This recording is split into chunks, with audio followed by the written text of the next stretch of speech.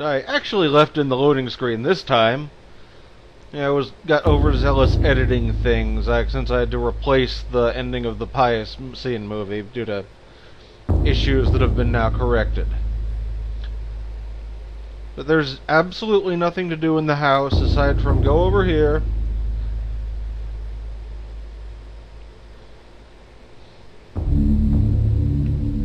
And, well, take the page. We have gained nothing to help us progress any further into the house, so I may as well show off the inventory a bit since we're going to be going into it. Weird, I don't know what's up with the items exactly, but using the chapter page will take us to the next area, or next level. Notice that Alex now has a health bar since we've discovered the health bar. Over here is the map. And this is how I spliced in the Pious Ending video. It lets us rewatch any cinematic we have already seen. Also notably, this game has 3 paths based on the artifact Pious takes at the end of chapter 1 there. It doesn't affect the overall plot much, but it does affect the enemies you will face, and thus, in various ways, the difficulty. And once all 3 versions of the game are completed, you get a special addendum to the ending. I will not be Let's Playing the game 3 times, because the overall course of events are exactly the same, but I will be playing the other 2 versions off-screen so I can compile the cinematic changes from them. Sometimes it's just a color shift, sometimes it's far more interesting. Mostly the way you see the personalities of the various ancients. As it is, Pious has sided with Xel'lotath, the master of magic, the blue element. So let's see the ramifications of that, shall we? I cannot say what was the true beginning, nor am I sure of its end. So perhaps here is the best place to start. I am reminded of ideas I first encountered in Sir James George Fraser's book, The Golden Bough, a study in magic and religion. We are overwhelmed by a very human need to weave a web of meaning where there may be none. Since time immemorial, ancient peoples have dressed up their lack of knowledge as gods and demons. I have discovered that sometimes the fates of gods and mortals intertwine, and legends are born. Not sure what's up with this static thing. Thy time is done, great ancient. Forever in shadow will you be master of chaos, and to fade to nothing in obscurity will be thy fate. Thy master has planned many millennia for this day. It is the true chaos of all things that you now must be entombed amongst the beings of flesh and bone. You have a great monument here, Chattur'gha. It is a pity that no one will ever recognize it as yours. May the darkness claim thee, fallen chaos and damned beast! No longer will thy reign be kept over the ancients you have kept imprisoned. Thou hast seen the last of this world.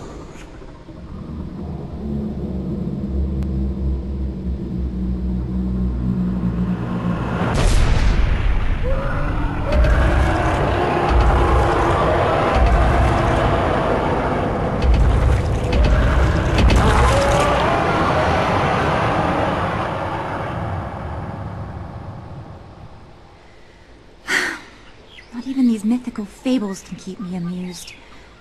There has to be something to do around here. I only wish something that fantastic.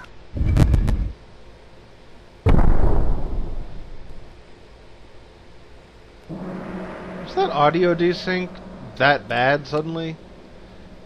Anyway, here we have a Cambodian dancing girl who is the archetypical Disney princess. She wants more.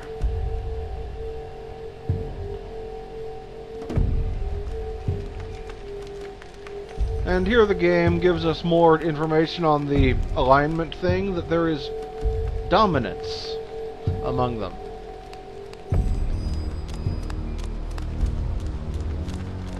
Ooh, and a statue. Statue of a goddess, delicately sculpted from sandstone. It casts an alert eye over everyone who enters the temple. There's a strange necklace about its neck. Do we take it? Of course we're gonna take it.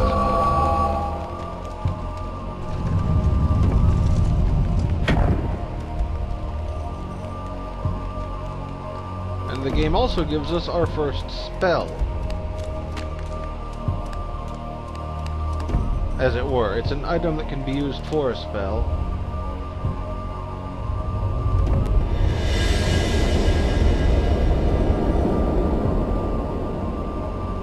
Oh god, this is not going to be fun.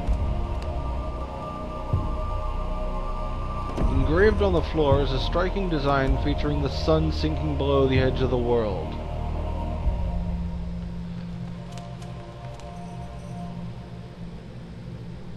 The design on the wall appears to depict a time of the day.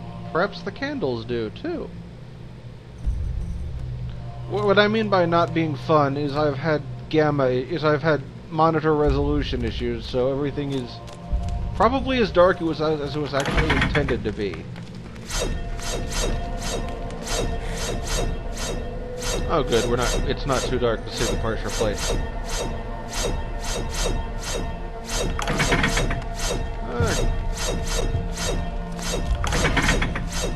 It doesn't help that I step on every single one.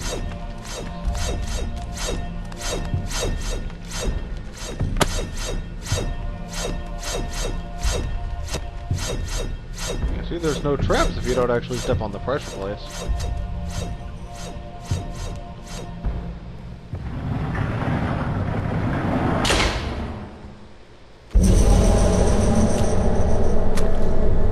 New zombie. When located by creatures, a sanity loss occurs, causing a decrease in the level of sanity meter and the character to pulse green. Beware. Sanity loss affects perception and eventually health. Now we're in the game. You just told us this. The sanity meter is the big thing in the game. And just look. She just kind of has the Tome of Eternal Darkness, because Cambodian dancing girls just carry the Necronomicon around with them. Yes. This is a red zombie.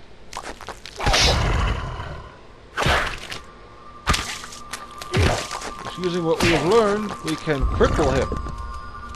The red zombies, though, are a bit special in that regard. In that they regrow parts.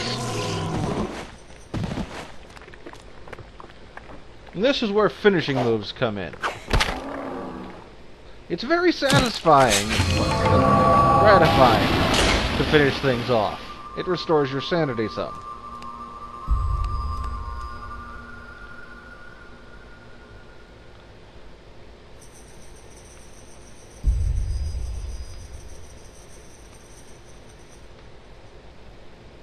How did I have this set up? There we go.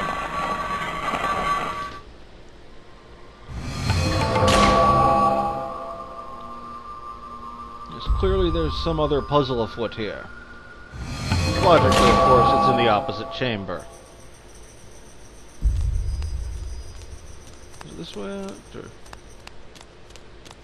Oh! Missed something there.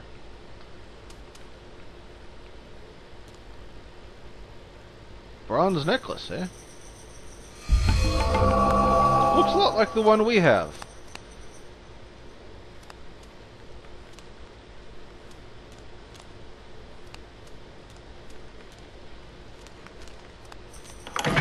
Ah, I hit something.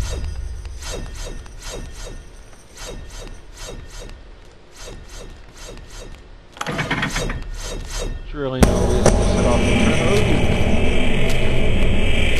They're everywhere!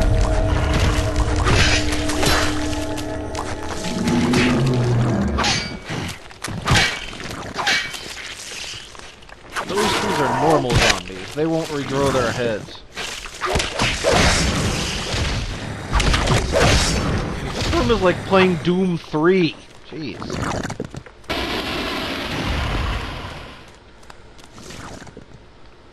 See, I believe we cannot enter the opposite door. Right. It closed when we removed the necklace from the statue.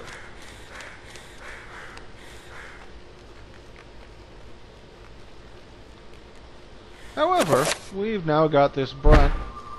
The controls are slightly backwards from what I'm used to for most games, so that's why I keep making that error there.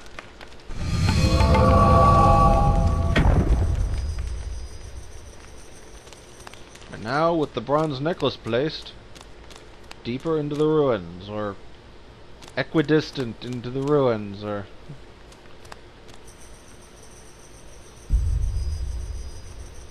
And behold, it's the same puzzle. Ah.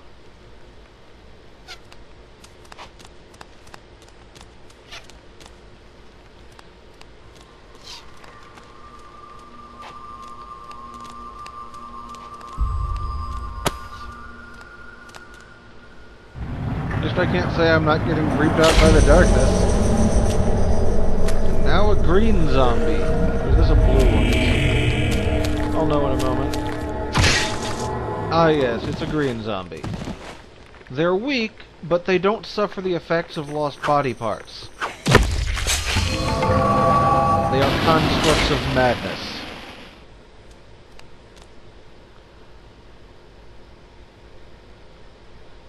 It's completely dark here, so...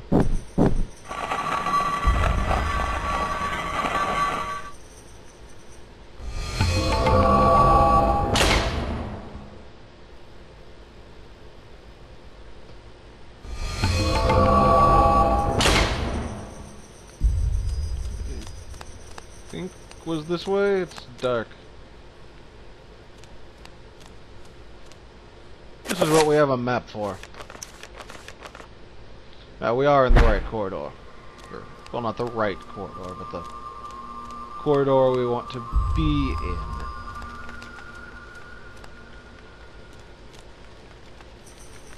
So that's an item. If there's anything over here. A small pedestal covered with decorative etchings stands before the wall. The blowgun upon it must have some special significance for it to be the focal point of this display. Should we take the blowgun? I don't see any reason we shouldn't. It's not like this is an ancient, horribly trapped temple in the deep jungles of Cambodia or anything.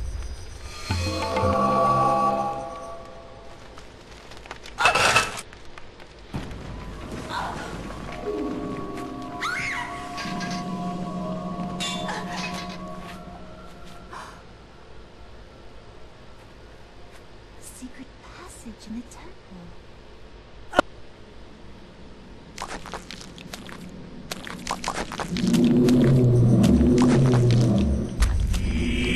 Oh, more zombies.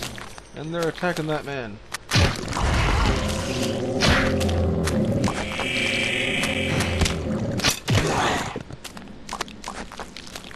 And these are the blue ones.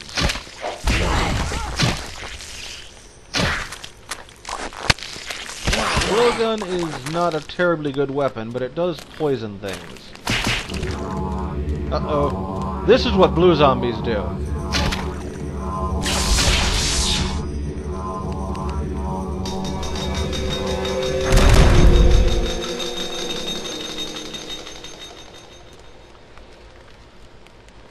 The guard is grateful for Ilya saving his life. In return, he offers his services. If Ilya brings him a weapon that has been broken, he'll repair it as a gesture of thanks.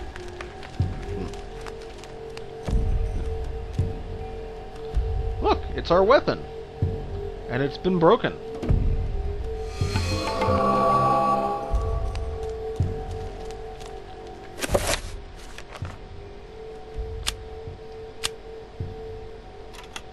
Okay, so we just talk to him then.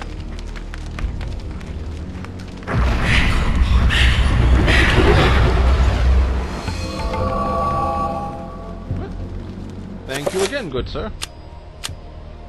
Now we can equip it. It's far better for dealing with the blue zombies, because if you decapitate them, they can't go critical.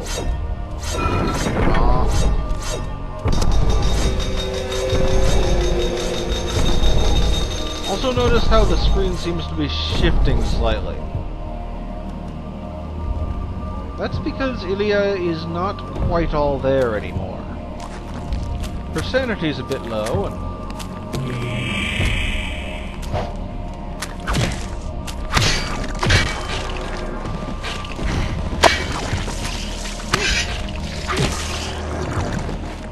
this is part of the reason I chose to go with this path for... Well, I mean, you can have low sanity on all of them. I'll get to exactly why this is a good one later.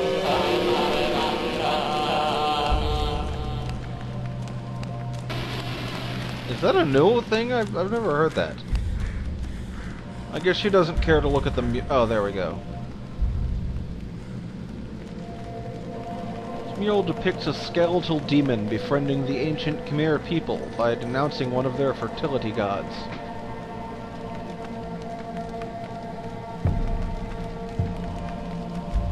That have anything to do with the cutscene we saw earlier, with Pius sealing away the gigantic Maud creature?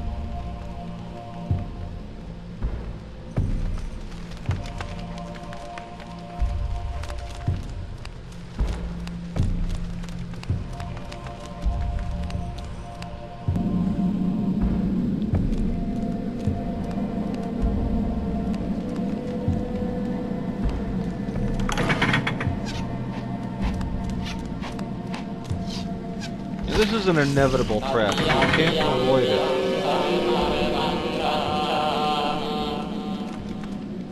Some, however, you can just walk right by.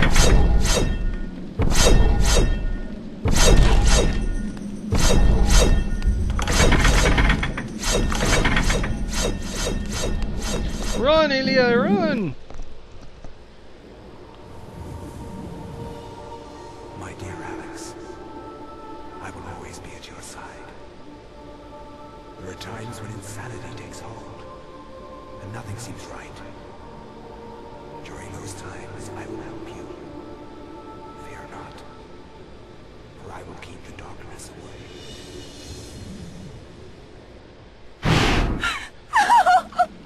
This can't be happening! Yes, Ilya saw that.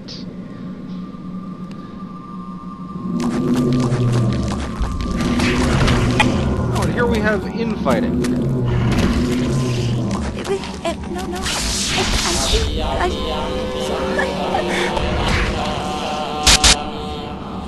See, the various colors of zombie don't like each other.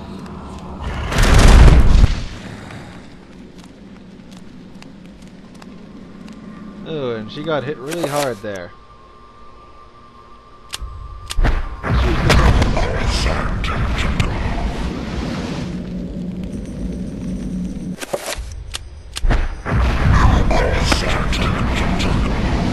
If we were to move, it would simply stop the spell and possibly waste the charge, which is why I'm not going to demonstrate that. There's nothing to see, it's just...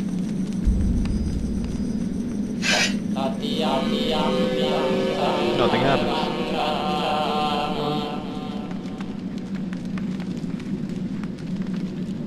This mural depicts one of the ancient Khmer deities being tortured and killed by a skeletal demon. Yeah, this really looks like what we were dealing with earlier in that cutscene.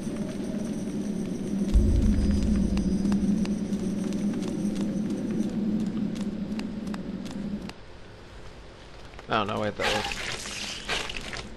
Yeah, she is not sane. She's just lost her head. And an arm. And another arm. And...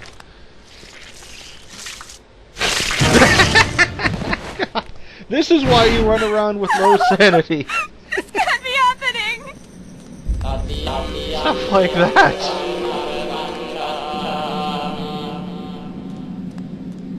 Oh joy, it's ultra dark now. Oh good, we're out of the trap rooms.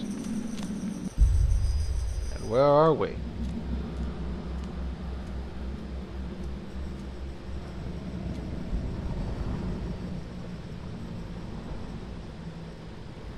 Stop.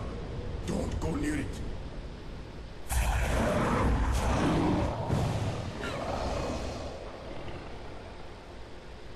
So, you are reduced to feeding on flesh and bone, Chattur'gha. How the mighty have fallen. You will surely fester for millennia to come. A slow and torturous fate for thee.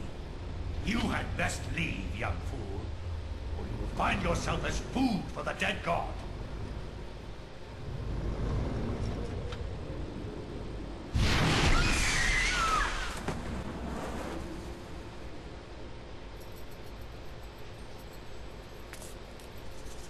You are one of the chosen many. Flesh and blood. It is now your destiny to fight the eternal darkness. I give you a gift in return for an obligation. The gift is your life, sweet dancer. The obligation is this. You hold one of Mantarok's hearts. The essence of the corpse god. The summit is a source of great power. From those people, you must defend it, lest they use it to destroy what little brightness your world has left in it.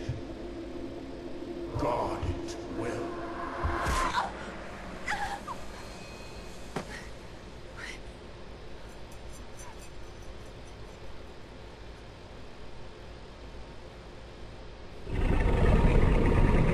Well, Lilia, you wanted more. You've got more. I don't think they put that in our inventory, but...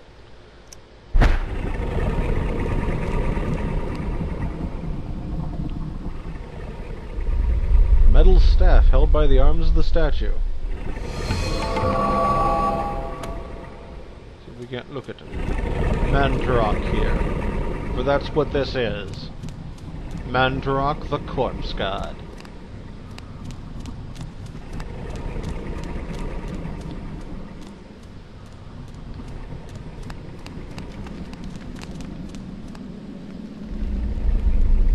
Statue of a human female bears witness to the monstrosity that fills the room. The porous stone of its body is covered with the effluvial grime that Mantarok has secreted over the years.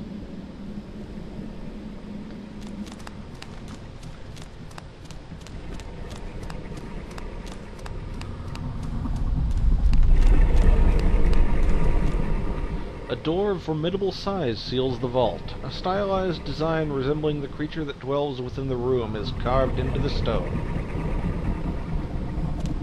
I'm going to have to find some way to open that door.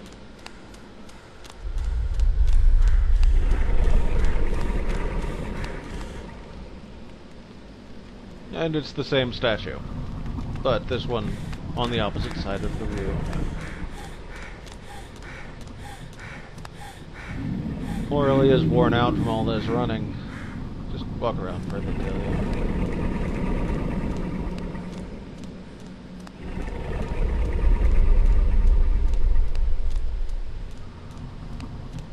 The game was kind enough to heavily focus in on a place that needed a lever before. So we're going to go back there with our pointing stick.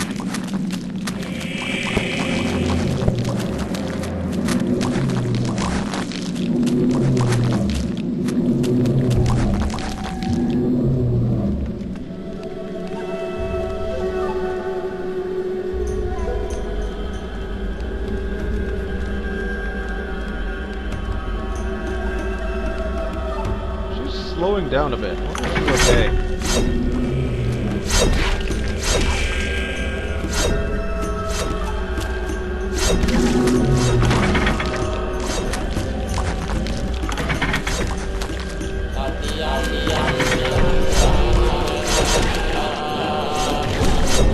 Ah, bugger.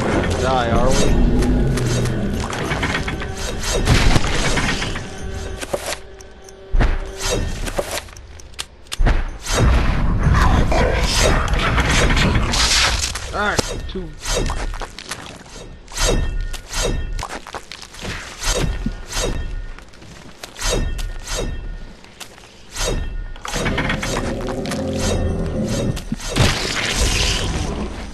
Thank you, horrible traps.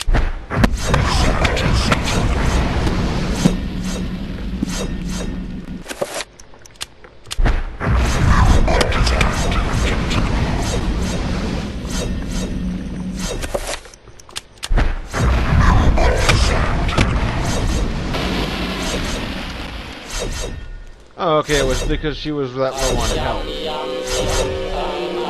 I didn't know she'd gotten that low. You should have said something, Edie. I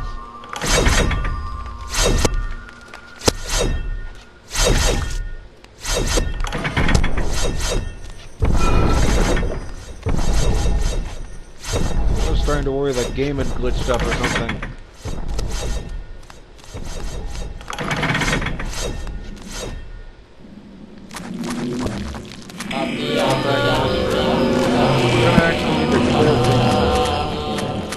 Oh, right, it's because she's so low on sanity, they're taking off health.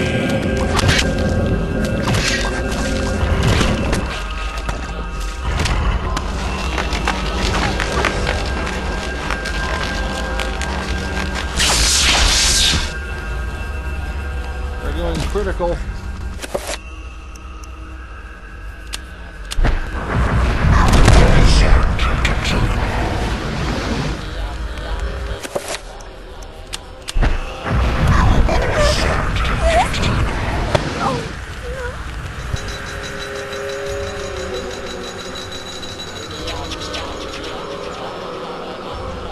Here's our use for the middle staff.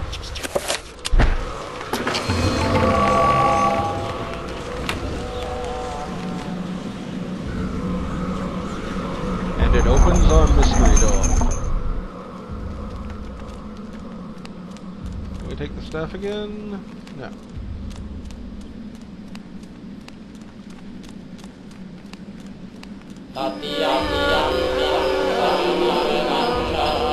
Perhaps an endeavor to not keep everyone completely mad.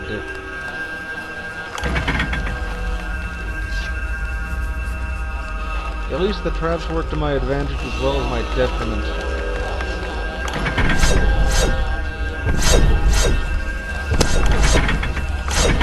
Oh, Anelia, you're almost there.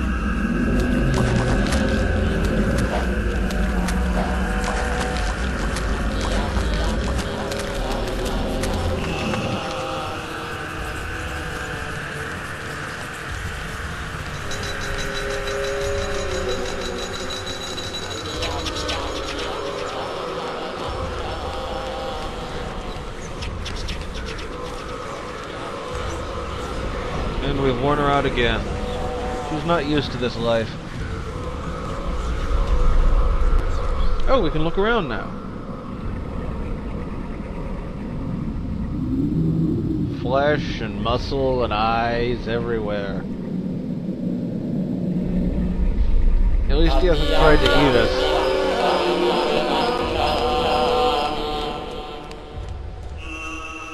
In we go.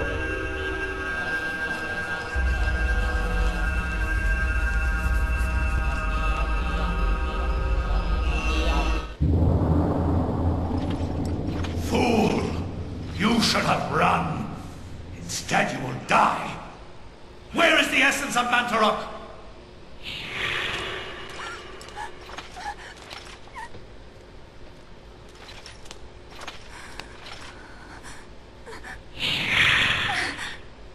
Where is it?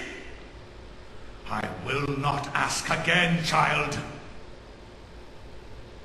Very well, then. You will succumb to the horrors of oblivion.